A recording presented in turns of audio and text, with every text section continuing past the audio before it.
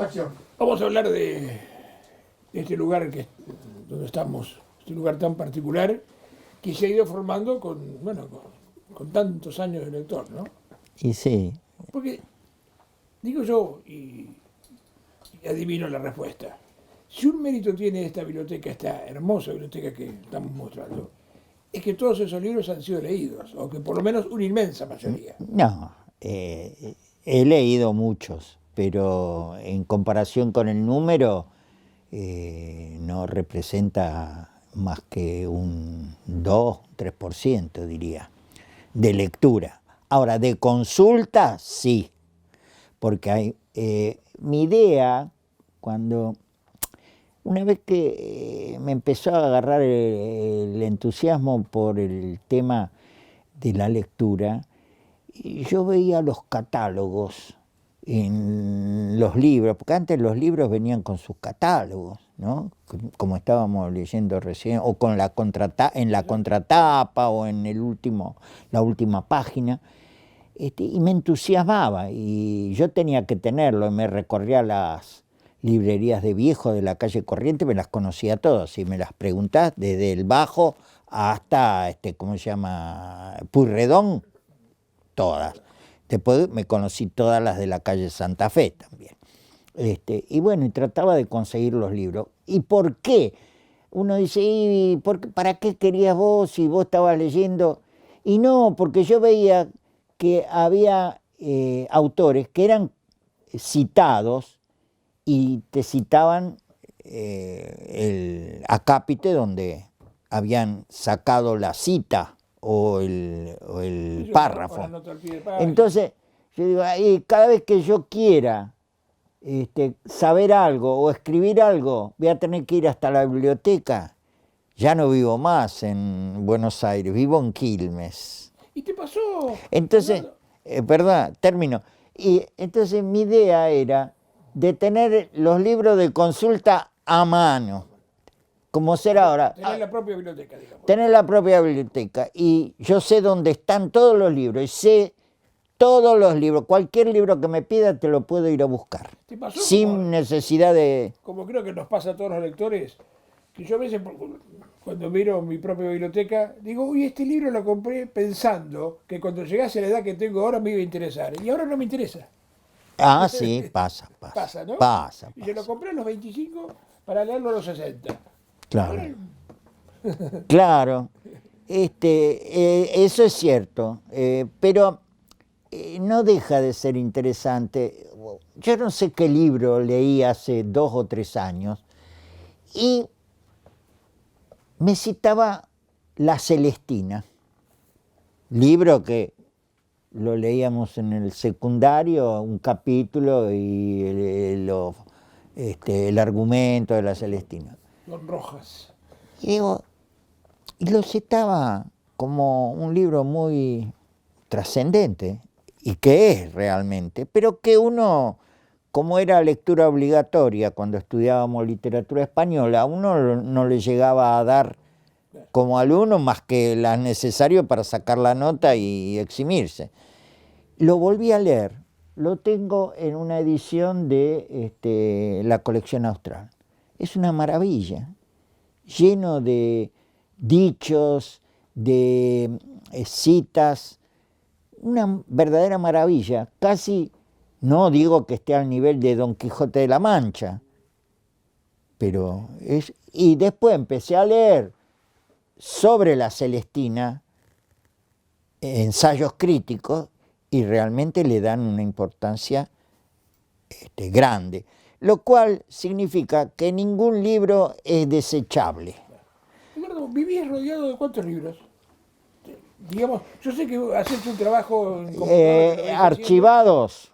Sí. Tengo todo esto menos, me falta la pared de atrás, esa que está ahí atrás. Tengo ya, ando por el 8000, mirá, te voy a decir enseguida, porque acá tengo las etiquetas preparadas, ¿ves? Llegué, el domingo pasado estuve trabajando, al 8971. ¿Y tenés libros en otros lados? Sí, tengo allá en donde... En tu casa, porque hay que decirlo, Sí. esto es una... En mi casa tengo una sucursal para el invierno, Claro. que es mi piecita, donde tengo los compact y tengo los discos y tengo los libros que voy leyendo. Por ahí vengo a buscar uno y me lo llevo para allá. Y allá estoy más cerquita de la cama, ¿viste? Como que soy viejo. Entonces, me gusta estar ahí. ¿Esta es la biblioteca que soñaste tener cuando arrancaste? Sí. O sea, podés decir, lo hice. Sí, desde esa época que vi lo que tenía mi primo y después como conversábamos sobre los libros que tenía él en la colección austral, sobre las obras de Menéndez Pidal, de Azorín. Hay otra colección que tenés, unos cuantos libros de una editorial muy prestigiosa A ver. en nuestro país. Seguí, Juan. Que es, Vamos para hacerle la vuelta por el perrito. Hay en esta biblioteca otra colección muy importante de una editorial que es, yo diría, la editorial argentina.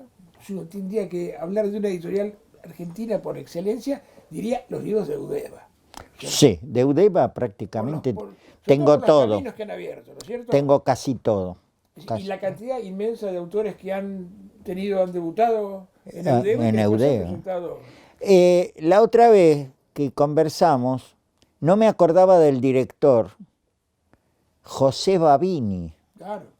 Fue el director de la mejor época de Eudeva. Coincidió con mi recibimiento en medicina. De la ciencia importante. Y yo hice una monografía y lo fui a visitar, le fui a llevar el trabajo porque yo estaba haciendo la carrera docente y me tocaba como una de las materias para recibirme de docente autorizado, Introducción a la Ciencia, que la daba José Babini. Y José Babini me autoriza a hacer un trabajo sobre Florentino Ameghino.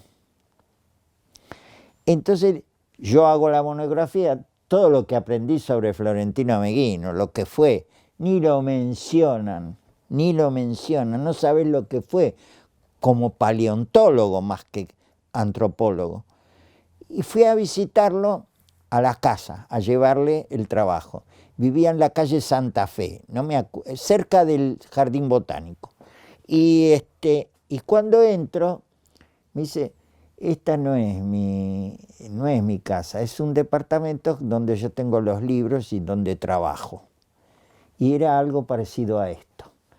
Tenía hasta estantes colgados del techo y tenía, por supuesto, todos los de la Eudeva que él dirigía. Me imagino que con algún ejemplar se quedaría de los que... Y Eudeva pasó a ser una de las editoriales más importantes. Y tengo casi todas las colecciones. Decime cualquier colección de Eudeva y te puedo decir. Y después otra editorial que fue fundamental en nuestra cultura fue el Centro Editor, Centro Editor de América Latina. De América Latina. Cuyo fundador, su dueño coincide porque fue el mismo que fundó Eudeva. Que fundó Eudeva. Tenía una de las consignas, recuerdo que era, el libro no puede salir más que un atado de cigarrillos. Entonces, si hoy un atado de cigarrillos sale 60 pesos, los libros que editaba el Centro Editor de América Latina salían 55. Y estaban en todos los kioscos y la ahí tenés una colección toda sobre asuntos de política, economía latinoamericana, toda es del Centro Editor de América Latina. Tenía publicaciones que salían semanalmente, que me las guardaba el diariero del hospital y me daba un paco así cada vez que volvía del hospital. Otra editorial donde debutaron todos, pero todos, yo diría, los escritores argentinos que después fueron célebres, digamos, porque... Sí, señor. Los que han tenido una trayectoria posterior, el primer librito se los editaba... Tengo una colección completa con sus correspondientes fascículos de la literatura argentina, que es del Centro Editor de América Latina, está allá, en ese estante. ¿Cuántas horas le dedicas a esto? Ahora, de viejo, y depende, cuando tengo un espacio vengo, escucho música, a veces preparo los temas de jazz para mis charlas, escucho música y después me dedico a archivar mis libros. Y aparte, a veces coincide con algo que estoy leyendo y vengo y ¿cómo se llama? Lo consulto. Borges decía que, Borges y varios más, por cierto, ¿no? Decía que la vida, la historia y el mundo no era más que un giro, ¿no? Eran circular. Y vos, de alguna medida, yo te escuchaba hablar hoy de la Biblioteca del Maestro, que fue una de las primeras que visitaste, y esa necesidad de tener a mano. Y hoy me podría decir que sos el bibliotecario de vos mismo. Sos tu propio bibliotecario. Claro, claro. ¿Cierto? Lo cual es Yo maravilloso. a veces pienso, por ejemplo, el tema del Centro Editor de América Latina, cómo un galpón entero con todas sus publicaciones fue quemado. Fue quemado. Exactamente, en los años de plomo. En los años de plomo. Y entonces uno dice, siempre pensé que la Argentina podía tener, digamos, circunstancias tristes o circunstancias trágicas en su historia, pero que no haya servido para nada lo que ocurrió en Europa, en las guerras que hubo, que se quemaban libros. Tan es así que Freud, cuando estaba en Inglaterra, dice, bueno, por lo menos ahora queman mis libros, porque en otras épocas me quemaban a mí, ¿no? Pero de llegar a eso, a quemar libros. Bueno, hay libros que lo evocan, pero creo que este país, a Boris Spivakov, que de él se trata, Spivakov, le sí debemos, señor. todavía se le debe un gran homenaje, ¿no? Sí señor. Bueno, por lo que fue y por lo que sigue siendo, porque indudablemente Pero, la industria editorial le debe muchísimo. Pero Ahora, desgraciadamente... esos años de plomo, ¿cómo te marcaron a vos como lector? Y yo me daba cuenta que era como que...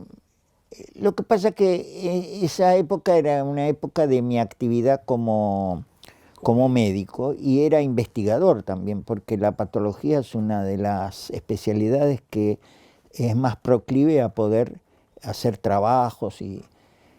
Entonces estaba muy abstraído, tan es así que en un momento dado sacamos un premio muy importante en la Sociedad de Urología, junto con otros especialistas, pero el tema de los libros siempre estuvo presente, siempre tenía tiempo para leer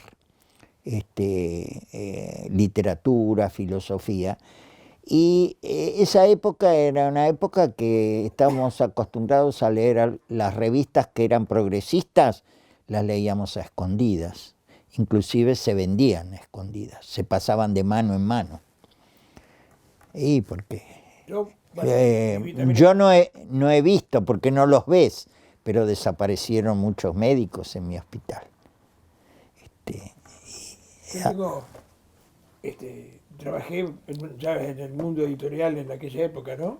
Y hacía mis pininos, digamos, en una editorial, Pleamar. Pleamar, tenía colección de filosofía, Pleamar. Y había sacado un libro que se llamaba Principales tesis marxistas, cuyo autor era profesor en la Escuela de Guerra. Y la Escuela de Guerra estaba en ese momento donde... ¿Quién era? ¿No te acordás quién era? El autor...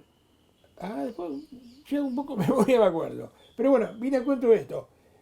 Hubo una censura sobre ese libro porque llevaba la palabra marxista en el título. Claro, me acuerdo cuando Andrés me explicaba que el autor era profesor de ellos en la Escuela de Guerra.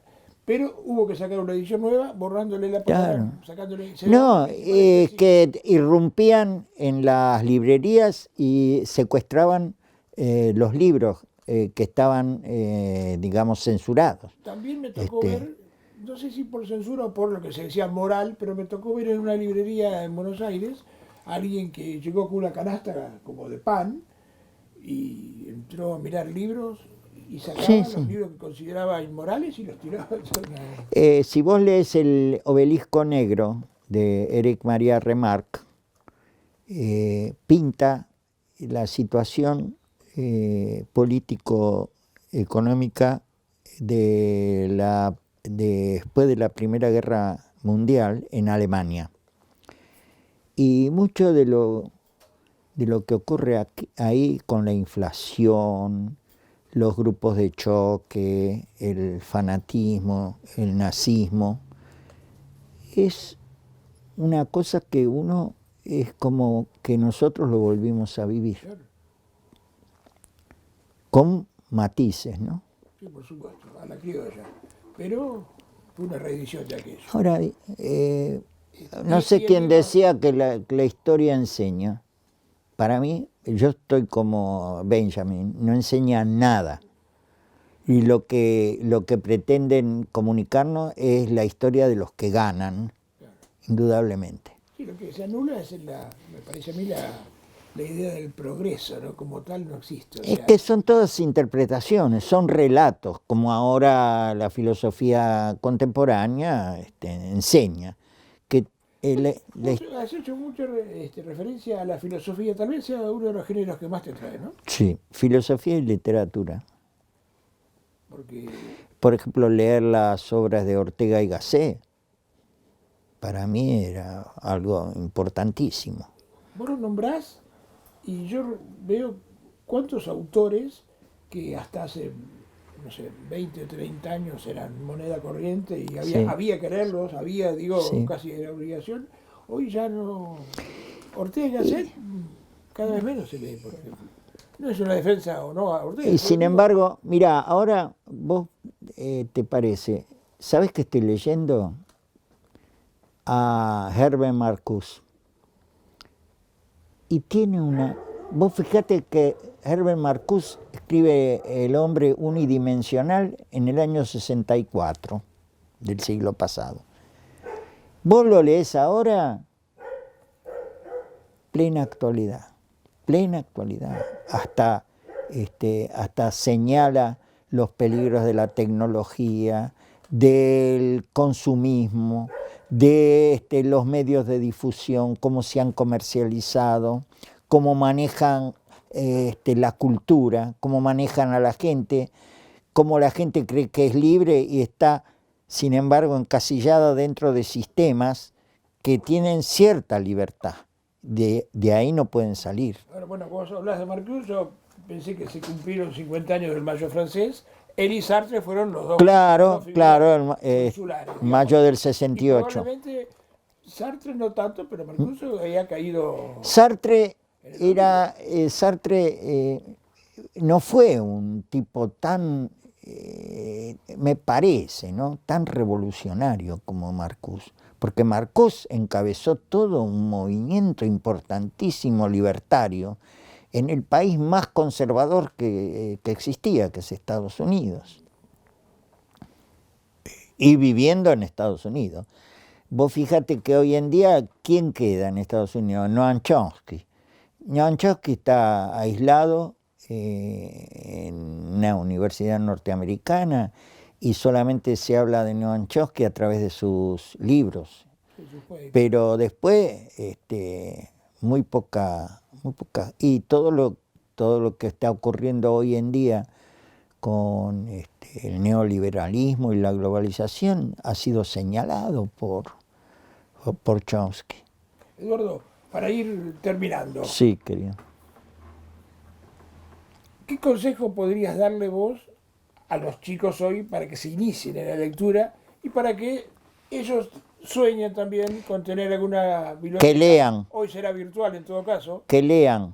No importa, aunque sea, ¿cómo se llama? El Villiquen. Y a través de los medios alternativos también, ¿no es cierto? Por supuesto, o sea, toda lectura. Que lean, Porque que lean. Hoy muchos se quejan, muchos padres se quejan y dicen, los chicos no leen, pero los chicos están todo el día con la computadora, con el teléfono y es otra forma de leer. Los medios alternativos van a pasar. Ya lo dijo Humberto Eco y lo ha dicho otros autores ensayistas muy importantes. Van a pasar de moda, se van a cansar, porque todo es moda. Mismo la televisión, vos fijate que en la televisión todos los días están saliendo nuevos programas, nuevas cosas, como por ejemplo, para citar Netflix. ¿Para qué? Para estimular que la gente mire, porque ¿qué pasa? Te vas cansando. Si una película te la pasan 50 veces, llega un momento que te cansás. Y lo mismo va a pasar con los celulares. Pienso que la lectura no, es imperecedera, no va a pasar nunca y todavía vamos a tener una época en que se va a rehabilitar todo el proceso. No para nada augurar la muerte del libro como No.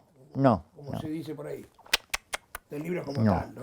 No, porque va a ser el refugio de la opresión que siente el hombre actual por la tecnología.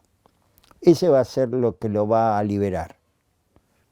Y ese es, digamos, el consuelo que yo siempre encuentro en la lectura, que puede estar mal uno por circunstancias de salud, por circunstancias de la vida en que no se siente cómodo, se siente oprimido, pero cuando uno lee es como volver a tonificarse. No sé, es mi manera de pensar. Perdón. Cortó. No, yo tenía que empezar de vuelta. Tirate dos cosas para terminar. Una que fue lo de la herencia. ¿Ah? La herencia. El legado de la biblioteca. ¿A quién se la quería dejar? Ah, eso. Y otro, dale algún cierre así, digamos, algo reflexivo dentro del contenido. Lo de ahora estuvo muy bueno. Claro, por eso. Pero dale algún modo, ¿cómo te puedo decir? Algo más sentimental para él, que va a salir a partir de lo que es el legado de a quién dónde lo quisiera dejar. Dale. Eduardo, ¿y alguna vez seguramente te has puesto a pensar, bueno, qué va a ser de estos libros? ¿Cuál será su destino? Bueno, sí, por supuesto que uno lo piensa. Hasta piensa en estos momentos, a la edad que tengo, ¿para qué compro los libros? Lo que pasa es que el placer de hojear un libro, ver cómo está presentado, quiénes son los que participan en la confección de ese libro, novela, ensayo, filosofía, lo que quiera, es un placer increíble. Y yo lo compro y si lo puedo consultar, lo consulto. Y si no, va a quedar. Y en cuanto a quién dejo, primordialmente a mis hijos. Tengo mis hijos que, por voluntad de ellos, son todos humanistas. Mi hija, la mayor, es licenciada en letras de la UBA. Después se derivó a artista plástica, ¿no? Julián es periodista. Y además ahora, de hace 5 años, ejerce como psicólogo, se recibió de psicólogo, con un esfuerzo enorme, a pesar de estar casado con 2 hijos, se recibió de psicólogo. Matías es licenciado en sociología de la UBA también, es profesor en la UNCI y ya reconocido por su trayectoria, con libros publicados. De manera que lo menos que puedo hacer es decirles que les dejo esto a ellos, que yo creo que tiene un valor incalculable para ellos, porque cualquier cosa que encaren de trabajos, vos sabés que las carreras humanísticas requieren siempre algún trabajo, tener una continuidad en el estudio, en el perfeccionamiento, es lo que se llama la educación permanente, ¿no? Yo se lo dejo a ellos. Ahora, si ellos, por circunstancias, que uno no sabe, por circunstancias quieren el local que está acá, o no les interesa tener todos estos libros, porque ven, Bueno, yo lo que les pido que no los vendan, que lo donen a una biblioteca. Y a mí, Y que lo posible los libros sigan juntos, ¿no? y sí, pues tiene un valor incalculable, hay colecciones enteras, colecciones enteras. Por ejemplo, esa colección de Salvat es una colección universal, encontrás de todo. Lo que pasa es que sospecho yo que vamos a coincidir. Acá no hay solamente una biblioteca, acá está la vida de un hombre. Y sí, la verdad que es la savia que me mantiene, ¿no? Gracias. Y yo le aconsejo a los jóvenes que traten de hacer un esfuerzo y que lean lo que quieran, aunque sean bestseller, pero que lean y van a ver que poco a poco van a encontrar un placer y un disfrute en la vida que no se lo puede dar nada. Hay una frase con la cual podríamos ir redondeando, que es tal vez la más conocida, la más popularizada de Borges, pero creo yo que de absoluta vigencia, más en una tarde como esta. Cuando Borges dice que otros se enorgullezcan de los libros que han escrito, Yo estoy orgulloso de los libros que he leído.